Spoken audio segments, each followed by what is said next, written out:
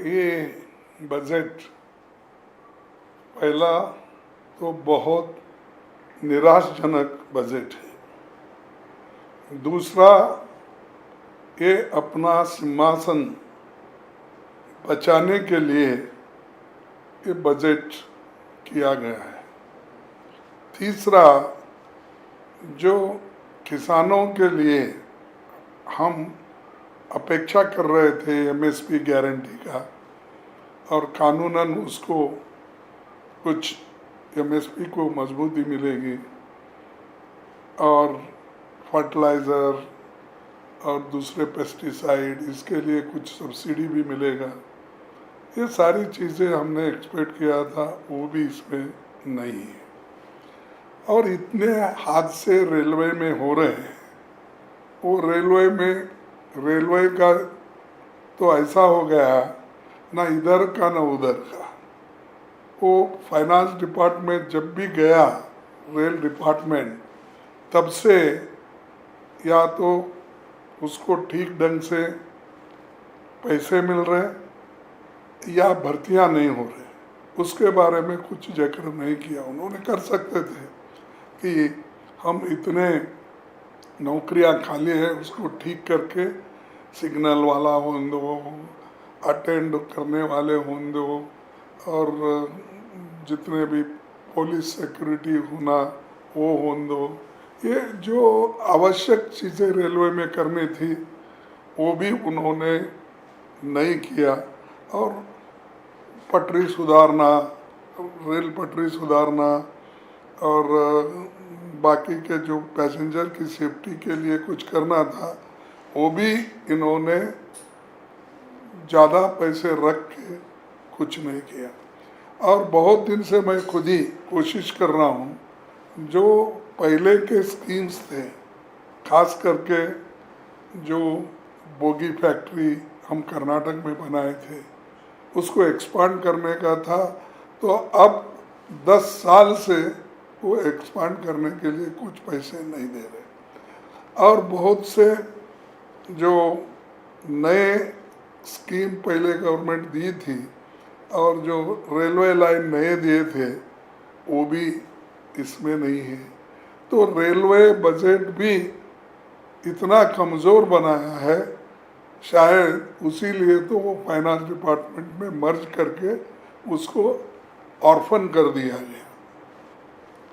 चौथा, इतना बाढ़ देश में हर जगह, हिमाचल हो और उत्तराखंड हो, यूपी हो, बिहार हो और हमारे कर्नाटक में हो और केरला में हो, हर जगह, और इवन महाराष्ट्र हो, हर जगह ये बाढ़ आ रही है।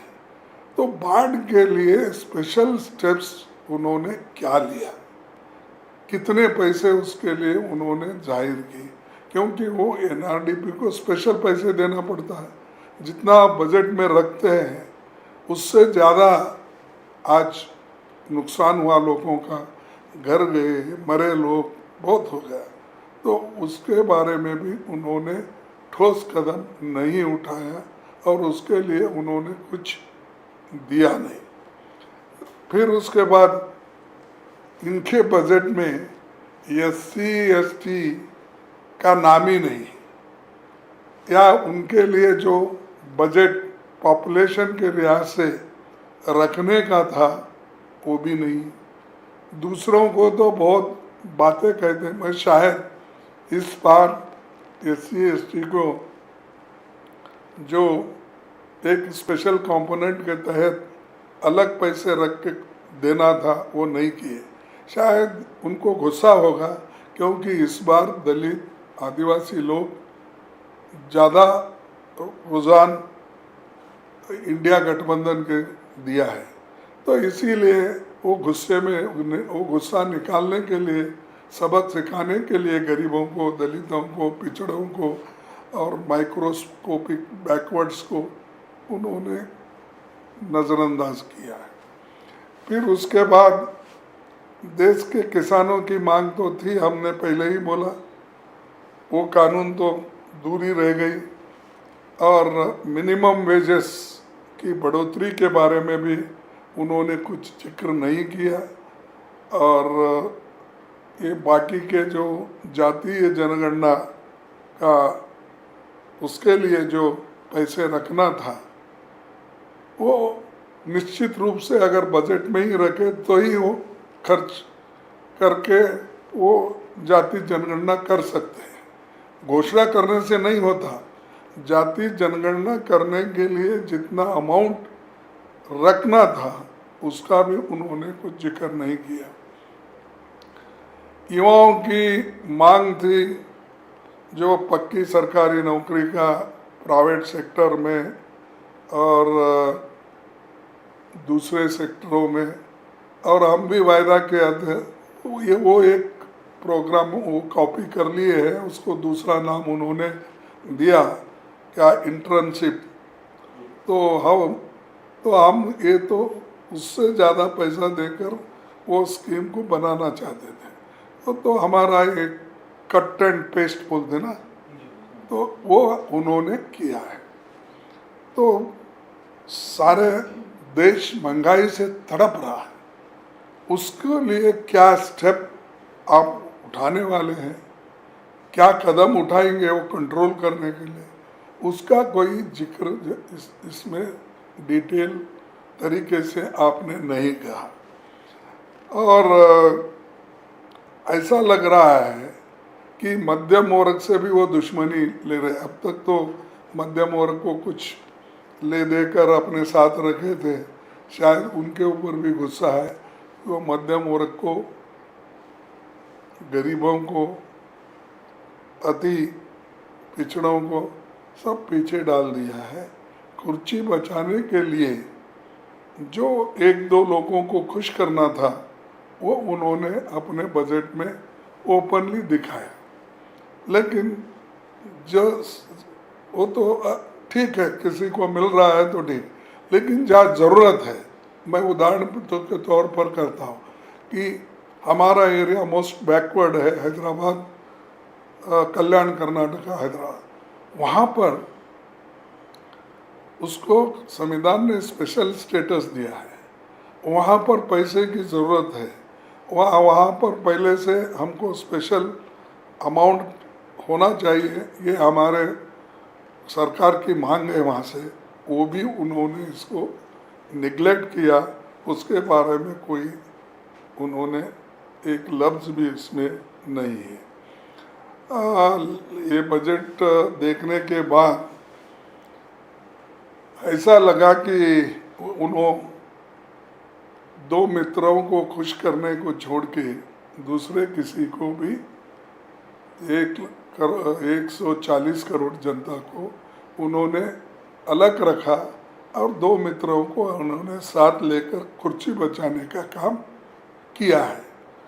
तो कुल मिलाकर ये बजट किसके लिए है अब बाद में मालूम होगा, क्योंकि एक तो हमने बोला कि दो लोगों के खुशी के लिए ज़्यादा है, और वो उनकी हमेशा क्या है, प्रॉमिसेस तो बहुत है उनके, लेकिन काम कुछ नहीं होता। एक आप ऐसा, एक तो इनके 10 साल के बजट में हमको बताइए कि जैसा मनरेगा जैसा प्रोग्राम हमने किया, फूड सिक्योरिटी का हमने प्रोग्राम किया, हेल्थ मिशन का काम हमने किया, और राइट टू एजुकेशन का काम हमने किया। ये 10 साल में सारे जनता के लिए, बच्चों के लिए मिड डे मील स्कीम, ऐसी सारी चीज़ें हमने 10 साल में करके सारे जनता को समान दृष्टि से हमने किया। आप ऐसा बताओ, आप किसको लास्ट टाइम इन्होंने करोड़ों मकान बनाने का आश्वासन दिया, आवास बना, उसमें अभी भी 50% भी नहीं हुआ, और आगे अब बनाने का आश्वासन तो दिए हैं। तो जब छत मिलेगा तभी लोग याद करेंगे उनको। अब फिलहाल तो वो शायद, मैं तो समझूंगा कि वो जो भाषण करते हैं, और मोदी जी पहले की गारंटी तो कुछ नहीं दिए, तो अब इसमें अपनी गारंटी की बात नहीं की है उन्होंने। इलेक्शन में के पहले किए गारंटीज की बात, अब इस बजट में तो उनकी गारंटियां दिख रही नहीं, सब छुप गई। तो एक मोदी साहब हमेशा, उनको आदत है झूठ बोलने की, तो इसीलिए मैं कभी और मौका मिला तो बोलूँगा उनके 10 बड़े झूठ कैसे हैं वो मैं बताऊँगा। सर, एक बड़ी बात इसमें ये है कि जो कई स्टेट्स ऐसे हैं जिनके सांसदों ने पार्लियामेंट के बाहर निकल के ये कहा कि उनके राज्यों को नेगलेक्ट किया, जैसे हरियाणा, जहाँ पर बीजेपी का कोई खास प्रदर्शन उस तरीके से नहीं रहा जैसा पहले सीट थी उसकी रिटेन नहीं कर पाए थे। महाराष्ट्र महाविकास अघाड़ी ने वहाँ 48 में से 30 सीटें जीती हैं।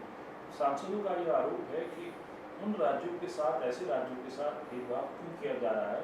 जैसा आपने कहा कि किसी राज्य को जो मिलता है वो दीजिए, लेकिन इनका कोई नाम नहीं लिया गया। पंजाब ऐसा जो है राज्य शामिल है जहाँ पर नाम नहीं लिया गया। इनमें से महाराष्ट्र और हरियाणा में तो अभी असेंबली के चुनाव है। ये देखिए, मैं कह रहा हूँ मन मर्जी वो बनाए हैं। तमिलनाडु को निगलेक्ट किया, केरला को निगलेक्ट किया, कर्नाटक को निगलेक्ट किया, और आंध्रा खैर मैं बोला वो कुर्सी के हिसाब से चल रहा है। और तीसरी चीज़ हरियाणा नहीं, पंजाब नहीं, और इवन छत्तीसगढ़ के लिए जो आदिवासियों का एरिया बहुत बड़ा है, राजस्थान है, महाराष्ट्र है, और मध्य प्रदेश भी है। और मध्य प्रदेश तो उन्हीं का गवर्नमेंट है। तो लेकिन जहाँ उनको ज़रूरत है उस जगह वो इस बार उतना ही कर लिए हैं। उन्होंने सारे प्लीज